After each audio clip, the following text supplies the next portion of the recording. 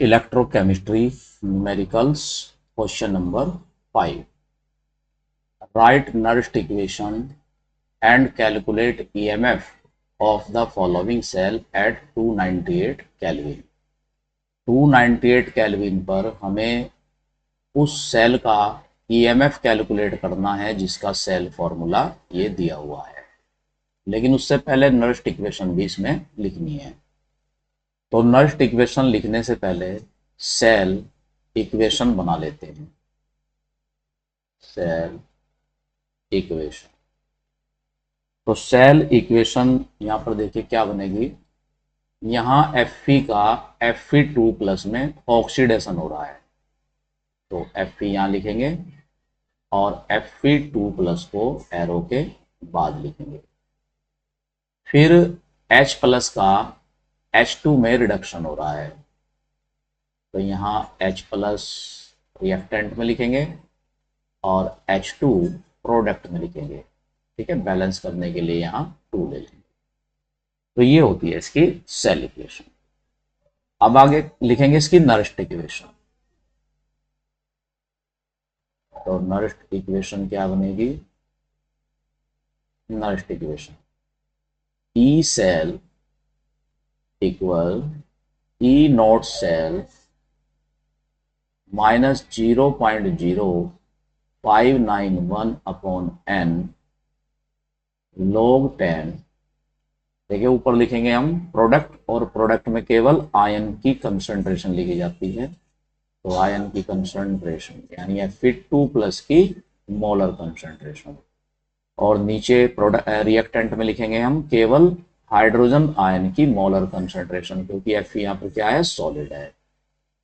तो hydrogen ion के 2 मोल ion है, तो 2 मोल जो है वो 2 जो है ना यहाँ पावर में लिखा जाएगा। ठीक है, अब हमें कैलकुलेट करना है इसका ईएमएफ।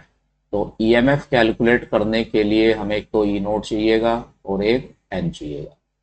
तो सबसे पहले ई नोट सेल हमें दिया हुआ है, ई नोट सेल दिया हुआ है, और ई नोट सेल हमें कितना दिया हुआ है? ई नोट सेल दिया हुआ है हमें अच्छा, ये ई नोट नहीं, ये E naught Fe2 plus oblique Fe, यानी Fe का स्टैंडर्ड रिडक्शन पोटेंशियल दिया हुआ है। तो ई नोट सेल हम निकाल लेंगे। कैसे निकलेगा? ई नोट कैथोड माइनस ई नोट एनोड, इससे निकलेगा। तो देखिए यहाँ पर सेल फॉर्मूले से ये क्लियर है कि Fe तो हमारा एनोड है और हाइड्रोजन हमारा यहाँ पर कैथोड है, ये कैथोड है, और Fe क्या है यहाँ पर? एनोड, और हाइड्रोजन इलेक्ट्रोड क्या कर रहा है? कैथोड का वर्क कर रहा है। तो कैथोड क्या है हमारा? हाइड्रोजन, और हाइड्रोजन का स्टैंडर्ड रिडक्शन पोटेंशियल होता है 0.00, और एनोड यानी Fe का स्टैंडर्ड रिडक्शन पोटेंशियल दिया हुआ है, ये दिया हुआ है -0.44। तो ये आ जाएगा +0.44 वोल्ट। तो ये नोट सेल आ गया। एन निकाल लेते हैं। एन कितना होगा? देखिए Fe यहाँ पर 2 इलेक्ट्रॉन लॉस कर रहा है, 2 इलेक्ट्रॉन लॉस कर रहा है, और हाइड्रोजन आयन यहाँ पर 2 इलेक्ट्रॉन गेन कर रहे हैं रिड्यूस होने के लिए, तो इसलिए एन की वैल्यू यहाँ पर 2 हो जाएगी। तो ई नॉट एन और इन आयन की मोलर कंसंट्रेशन को इस नर्ट इक्वेशन में पुट कर लेंगे।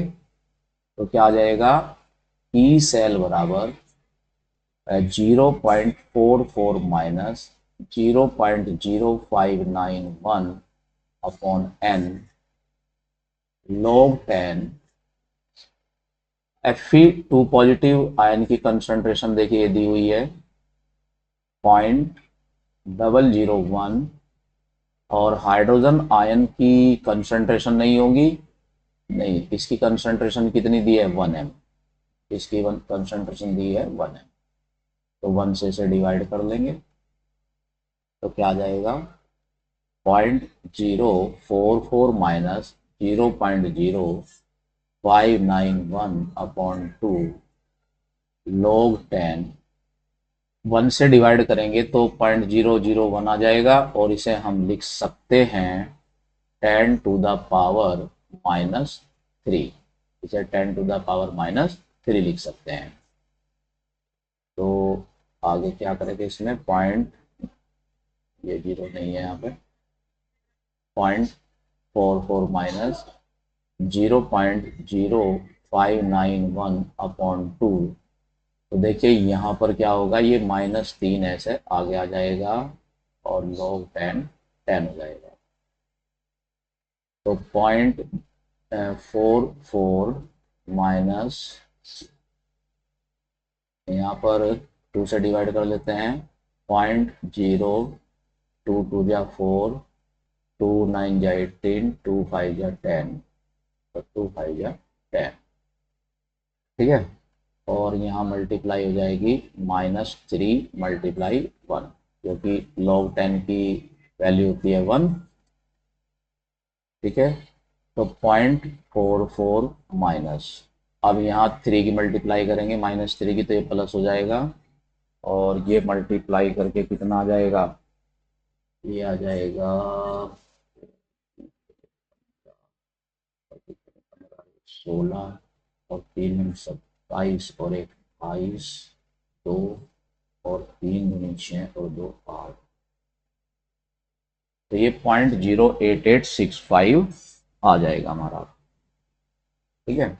और यहाँ अब इसे ऐड कर लेते हैं, और ये आ जाएगा हमारा ई सेल, और ई सेल ऐड करने पर कितना आ गया देखिए, 5 6 और 8, और 4 और 8 कितना हो गया, 12, कैरी 1 हो गया, 4 और 1 5 आ गया 0.0, तो ये आ गया हमारा 0.0, आ जाएगा ई सेल इक्वल आ गया 0.5, इसे राउंड कर लेते हैं, 3 लिख लेते हैं, कितने वॉट।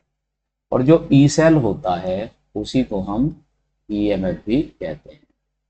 सो ईएमएफ कितना आ गया, 0.53 वोल्ट,